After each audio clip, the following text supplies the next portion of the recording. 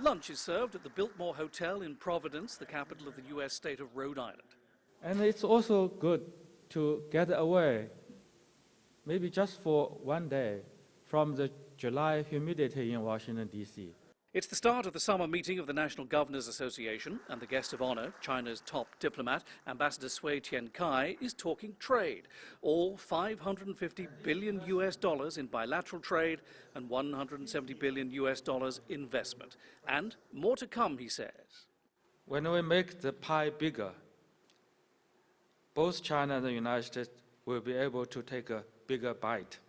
Cui's remarks come as fresh data from the General Administration of Customs shows China foreign trade is expanding at its fastest pace since the second half of 2011, and China's trade surplus with the U.S. at a 20-month high.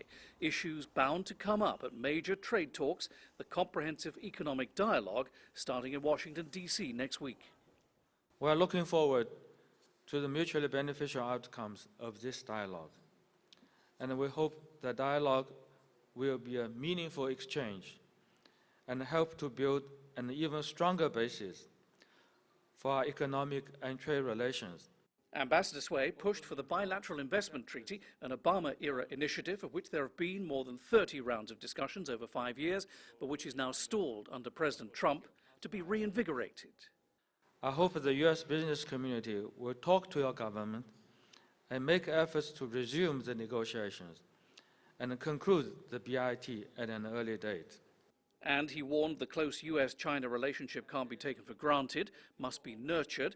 And while he praised Presidents Trump and Xi for their guidance in Florida and at the recent G20 summit, he noted there are troubling developments within Washington, D.C. by some trying to undermine the relationship. And I'm afraid the people behind such actions are either those who refuse to let go of their outdated mindset, or those who play for selfish political gains, regardless of the big picture.